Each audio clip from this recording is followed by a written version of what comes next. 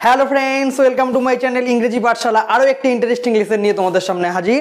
আজকে থাকছে joining with participle, অর্থাৎ দুটো সিম্পল সেন্টেন্সকে কিভাবে আমরা পার্টিসিপল দিয়ে জয়েন করব। দেখো, বেশিরভাগ ছাত্রছাত্রীর এই দুটো সমস্যা জয়নিং করার সময় ফেস করতে হয়। কি করে বুঝবো এটা পার্টিসিপল দিয়েই যুক্ত হবে, ওটা ইনফিনিটিভ দিয়ে নয়, বা নমিনেটিভ অ্যাবসোলিউট বা অ্যাডভার্বিয়াল ফ্রেজ দিয়ে নয়, ওটা পার্টিসিপল দিয়েই যে যুক্ত হবে কি করে বুঝবো? Number one problem. 2 নম্বর প্রবলেম, না হয় বুঝলাম পার্টিসিপল দিয়ে যুক্ত করতে হবে, কিন্তু কিভাবে করব, পার্টিসিপলের স্ট্রাকচারটা কি হবে, তাই তো? এই দুটো সমস্যা বেশিরভাগ ছাত্রছাত্রীদের ফেস করতে হয়। এই দুটোর সমস্যায় সমাধানই আজকের লেসনে তোমরা সম্পূর্ণরূপে পেয়ে যাবা। তোমাদের every concept will be clear. আর হোয়াট ইজ পার্টিসিপল দিয়ে কি করে আমরা বাংলায় বাক্য তৈরি করি, এর classification, present participle, past participle, perfect participle, A to Z নিয়ে, পার্টিসিপল নিয়ে আমার কিন্তু অলরেডি একটা ভিডিও আপলোড করা আছে। যদি তোমরা সেটা দেখো তাহলে এই ভিডিওটা বুঝতে তোমাদের অনেক কনসেপ্টে সুবিধা হবে। তাই আমি ডেসক্রিপশনে দিয়ে দেবো, তোমরা সেই ভিডিওটা দেখে নিতে পারো। ঠিক আছে, চলো তাহলে আজকে আমরা দেখে নিই কীভাবে আমরা পার্টিসিপল ইউজ করে দুটো বাক্যকে জয়েন করব। ওকে, এবার দেখো কি করে বুঝবো যে সেই সংশ্লিষ্ট বাক্য দুটি প্রেজেন্ট পার্টিসিপল দিয়েই যুক্ত করতে হবে। আমি প্রথমে প্রেজেন্ট পার্টিসিপল দিয়ে যুক্ত করাবো, তারপরে পাস্ট পার্টিসিপলে আসছি। ঠিক আছে, দেখো কি করে বুঝবো যে দুটি বাক্যকে যুক্ত করতে দেবে দুটি বাক্যের সাবজেক্ট যদি সেম হয়, 1 নম্বর কন্ডিশন। 2 নম্বর কন্ডিশন হচ্ছে বাক্য দুটিকে বাংলায় যুক্ত করলে অবশ্যই নন ফাইনিট ভার্ব বা অসমাপিকা ক্রিয়ার শেষে একটা ইয়া বিভক্তি থাকবে। এটা কন্ডিশন। উদাহরণ দিই, এই দুটো কন্ডিশন পুরো বুঝে যাবে। উদাহরণটা দিচ্ছি। ধরো এরকম বাক্য তোমাদের পরীক্ষায় দিল, বিপ্লব ওয়েন্ট টু মার্কেট। বিপ্লব বাজারে গিয়েছিল। ওকে, হি বট এ ফিশ, সে একটা মাছ এনেছিল। এই দুটো বাক্য যে পার্টিসিপল দিয়েই যুক্ত হবে, প্রেজেন্ট পার্টিসিপল দিয়ে যুক্ত হবে, কি করে বুঝবে? প্রথম কন্ডিশন কি বলেছি, এই দুটো বাক্যেরই সাবজেক্ট সেম হবে। দেখো, বিপ্লব প্রথম বাক্যের সাবজেক্ট, দ্বিতীয় বাক্যের সাবজেক্ট কি আছে? হি। তাহলে হি আর বিপ্লব সেম, তাহলে দ্বিতীয় বাক্যের সাবজেক্টও বিপ্লব, প্রথম বাক্যের সাবজেক্টও বিপ্লব। তাহলে প্রথম কন্ডিশন মিলে যাচ্ছে। ওকে, এবার দেখো সেকেন্ড কন্ডিশন। বাক্য দুটিকে বাংলায় যুক্ত করলে অবশ্যই নন ফাইনিট ভার্ব বা অসমাপিকা ক্রিয়ার শেষে একটা ইয়া বিভক্তি থাকবে। আচ্ছা, বাংলায় যুক্ত করে কি হলো এটাকে সরল বাক্যে? বিপ্লব বাজারে গিয়েছিল, সে একটা মাছ এনেছিল। এবার এটাকে যদি আমি বাংলায় যুক্ত করি তাহলে এরকম দাঁড়ায় না, বিপ্লব বাজারে গিয়েছে, মুখে বলছি, বিপ্লব বাজারে গিয়ে একটি মাছ কিনেছিল, বা গিয়া। আমি যদি চলিত ভাষায় বলি গিয়ে, আর সাধু ভাষায় বললে গিয়া, ইয়া। তাহলে বাজারে গিয়া একটি মাছ কিনেছিল। তাহলে বাজারে গিয়া, ওই গিয়াটা কি? অসমাপিকা ক্রিয়া, তাই তো? আমরা জানি যে একটা সরল বাক্যে সমাপিকা ক্রিয়াও থাকতে পারে, অসমাপিকা ক্রিয়াও থাকতে পারে। বাজারে গিয়েছিলটা যেহেতু ওটা তোমার মেইন সমাপিকা ক্রিয়া, বাক্যটা কমপ্লিট হচ্ছে সেন্স, আর গিয়া দিয়ে যেহেতু অসম্পূর্ণ, বাক্যটার সেন্স কমপ্লিট হচ্ছে না, তাই গিয়া হচ্ছে অসমাপিকা ক্রিয়া। ঠিক আছে, তাহলে ওই গিয়ার শেষে কি আছে? ইয়া বিভক্তি আছে না, বাজারে গিয়া মাছ কিনেছিল, ওই ইয়া বিভক্তি আছে। ঠিক আছে, তাহলে এই দুটো কন্ডিশনই কিন্তু এখানে মিলে যাচ্ছে। তাই আমরা এই বাক্য দুটোকে প্রেজেন্ট পার্টিসিপল দিয়ে যুক্ত করব। বোঝা গেল? এই দুটো কন্ডিশন ফুলফিল হলে এবার কিভাবে যুক্ত করব দেখো। যে কাজটি আগে হবে তার সাথে আইএনজি যুক্ত করতে হবে, মানে তার সাথে মানে সেই ভার্বের সাথে। ভালো করে খেয়াল করো, বিপ্লব বাজারে গিয়েছিল আর সে মাছ কিনেছিল।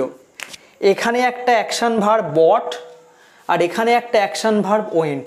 একটা গিয়েছিল আর একটা কিনেছিল, দুটো ভার্ব। এই দুটো ভার্বের মধ্যে কোন কাজটা আগে হয়েছিল? নিশ্চয়ই আগে গেছে, তারপরে তো মাছ কিনেছে। তার মানে এই যাওয়া ভার্বটা হচ্ছে গিয়ে আগে হয়েছে। যখন এরকম দুটো কাজের মধ্যে যে কাজটা আগে হবে সেটাই আমরা কিন্তু নন ফাইনিট করি, তাই তো? তাহলে সেটাতেই তো গিয়া, মানে আমি দেখো বাংলা যখন যুক্ত করছি অটোমেটিক চলে আসছে গিয়া মাছ কিনেছিল, তাহলে যে কাজটা আগে হয় সেটাই কিন্তু স্বাভাবিকভাবেই সেটা অসমাপিকা ক্রিয়া বা নন ফাইনাইট ভার্ব হয়ে যায়। তাই সূত্রে কি বলেছি, যে কাজটা আগে হবে তার সাথেই কিন্তু আইএনজি যুক্ত করব।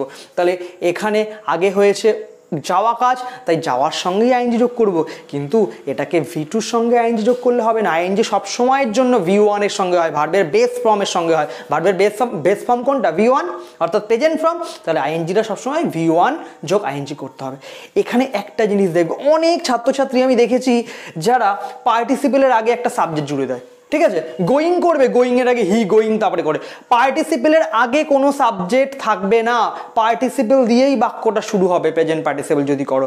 গোয়িং তারপরে, গোয়িং এর আগে ভুলেও কোনো সাবজেক্ট দেবে না, হি এই জাতীয় কিছু বা যে সাবজেক্ট থাকবে, প্রথমে গোয়িং দিয়েই শুরু করবে, ঠিক আছে? তাহলে আমরা শুরু করি। এটার V1 কি? গো। তাহলে গো দিলাম, তার সঙ্গে আইএনজি যোগ করলাম গোয়িং। গোয়িং টু মার্কেট, বাজারে গিয়ে, ঠিক আছে?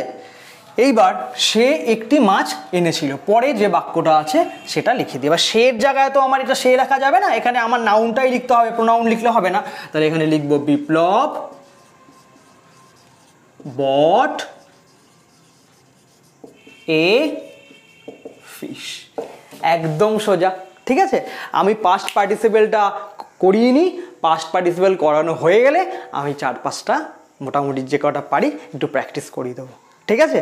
আর তোমরা যদি না বোঝো অবশ্যই কমেন্টে জানাও যে এই ভিডিওটা দেখার পরে তোমাদের কনসেপশনে কোথায় কোথায় ঘাটতি আছে।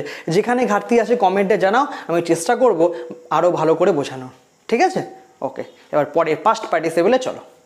এবার দেখো পাস্ট পার্টিসিপেল দিয়ে কি করে জয়েন করব, কি করে বুঝবো এটা পাস্ট পার্টিসিপেল দিয়ে জয়েন হবে এবং কিভাবেই বা করব। দেখো আগের মতোই নিয়ম, সাবজেক্ট দুটি অবশ্যই সেম থাকবে, ওকে।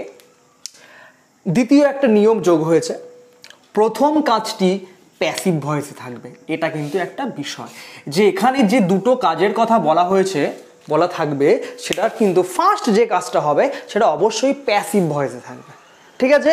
আচ্ছা, এবার আমরা একটা জিনিস দেখে নিই, উদাহরণ দিলে বুঝতে পারবা।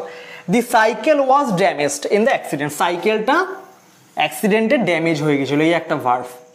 ইট নিডেড এ নিউ হুইল, এর একটা নতুন চাকা দরকার হয়ে পড়েছিল, ঠিক আছে? ভালো করে খেয়াল করো, সাবজেক্ট এখানে সাইকেল আর এখানে ইট, অর্থাৎ এখানে দুটো বাক্যে সাবজেক্ট এক, এখানেও সাবজেক্ট সাইকেল, এখানেও কিন্তু সাবজেক্ট সাইকেল, ওকে, সাবজেক্ট এক। আচ্ছা, এইবার ভালো করে খেয়াল করো, এটার চাকা দরকার ছিল আর একটা অ্যাক্সিডেন্টে সাইকেলটা ড্যামেজ হয়ে গেছিলো, এই দুটোর মধ্যে কোন কাজটা আগে হয়েছে? ড্যামেজ হওয়ার কাজটা আগে হয়েছে। তা কিন্তু দেখো এই কাজটা কিন্তু প্যাসিভ ভয়েসে আছে, অবজেক্ট ওয়াজ ওয়্যার V3, এটা সিম্পল পাস্ট টেন্সের প্যাসিভ ভয়েসে আছে, ওয়াজ ড্যামেজড, ওকে। তাহলে এই কন্ডিশন মিলে গেছে। যখনই, অর্থাৎ পাস্ট পার্টিসিপেল মূলত কখন ব্যবহার হয়? যে কাজটা অলরেডি ডান, কমপ্লিট হয়ে গেছে, তাই স্বাভাবিকভাবেই এখানে 99% ক্ষেত্রে কিন্তু এখানে কি হয়? প্যাসিভ ভয়েসই হয়ে থাকে, মানে যখন আমরা পাস্ট পার্টিসিপেলকে দিয়ে যুক্ত করব, ঠিক আছে? দেখো যে কাজটা আগে হয়েছে সেটা তোমার প্যাসিভ ভয়েসেই আছে। এবার আমরা যুক্ত করে ফেলি। তাহলে কি করে যুক্ত করব? সবার প্রথমে আমরা এখানে ভার্বের V3 লিখবো, তারপরে আগের মতো মেইন সেন্টেন্স লিখবো। V3-র আগে কিন্তু কোনো কিছু লেখার দরকার নেই। তাহলে V3 কোনটা? ড্যামেজের V3, এটাই ড্যামেজড। তাহলে লিখবো ড্যামেজড, প্রথমে লিখে দিলাম in the accident, damaged in the accident, অ্যাক্সিডেন্টে ড্যামেজড হইয়া, ঠিক আছে? অ্যাক্সিডেন্টে ড্যামেজড হইয়া the cycle needed a new wheel, okay, বুঝে গেছো? এইবার আমি দুই একটা একটু প্র্যাকটিস করাই, ঠিক আছে? তাহলে তো মাথার মধ্যে ঢুকবে ভালো করে, ওকে। এবার দেখো তিনটে উদাহরণ নিয়েছি, তোমরা নিজেরাই করতে পারবে। হি কেম হেয়ার, সেখানে এসেছিল। He started to dance, say dance করতে শুরু হয়েছিল। প্রথম সত্য হচ্ছে এখানেও সাবজেক্ট এক, এখানেও সাবজেক্ট এক, দুই বাক্যে সাবজেক্ট এক, ওকে। দ্বিতীয় বাংলায় করি, সে এখানে এসেছিল, সে নাচতে শুরু করেছিল। সে এখানে আসিয়া, মানে সে এখানে আসিয়া নাচতে শুরু করেছিল, ইয়া আছে, তাহলে দুটো কন্ডিশন ফুলফিল হওয়া মানে কি? এখানে প্রেজেন্ট পার্টিসিপেল দিয়ে যুক্ত হবে। পাস্ট পার্টিসিপেল কেন হবে না? কারণ পাস্ট পার্টিসিপেল হলে কিন্তু যে কাজটা আগে হয় সেটা প্যাসিভে থাকে, এখানে কিন্তু কোনো বাক্যেই প্যাসিভে নেই, ঠিক আছে, আচ্ছা তাহলে আমরা যুক্ত করে ফেলি প্রেজেন্ট পার্টিসিপেল। এখানে কোন কাজটা আগে হয়েছে, এসেছিল আগে, তাহলে কামের প্রেজেন্ট ফর্ম কি কেমের, তাহলে কামের সঙ্গে আইএনজি যোগ করতে হবে, কামিং হেয়ার। এখানে এসে তার আগে কামের আগে কোনো কিছু সাবজেক্ট যাবে না, তারপরে আমি মেইন সাবজেক্ট বসাবো, he started to dance, he started to dance, হয়ে গেল। আচ্ছা এবার দ্বিতীয়টা দেখো, Suman made a mistake, he was sorry for ইট। সুমন একটা দোষ করেছিল, ভুল করেছিল, সেই জন্য দুঃখিত ছিল। সাবজেক্ট একই, সুমন আর হি, এটা সাবজেক্ট এক। আচ্ছা এটাও কোনো প্যাসিভ নেই, তাহলে এটাও তোমার প্রেজেন্ট পার্টিসিপেল দিয়ে যুক্ত হবে। তাহলে সুমন ভুল করিয়া দুঃখিত ছিল, তাহলে এর প্রেজেন্ট ফর্ম কি, মেডের প্রেজেন্ট ফর্ম মেক, তাহলে মেকের সঙ্গে আইনজি যোগ করতে হবে, মেকিং এ মিস্টেক। ঠিক আছে, সুমন ওয়াজ সরি ফর ইট।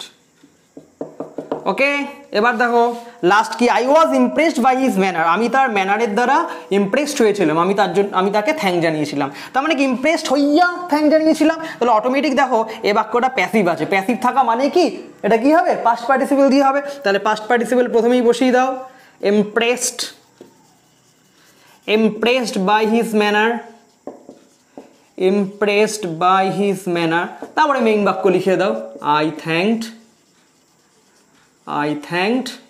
ঠিক আছে, him, হয়ে গেল, একদম সোজা। ঠিক আছে, ভিডিওটা যদি ভালো লাগে অবশ্যই একটা লাইক করো, বন্ধুদের মধ্যে শেয়ার করে দাও, এবং এই ধরনের ভিডিও পেতে অবশ্যই চ্যানেলটিকে সাবস্ক্রাইব করো।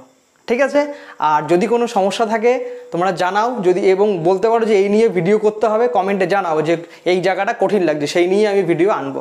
ওকে, ভালো থাকো, সুস্থ থাকো, বাই।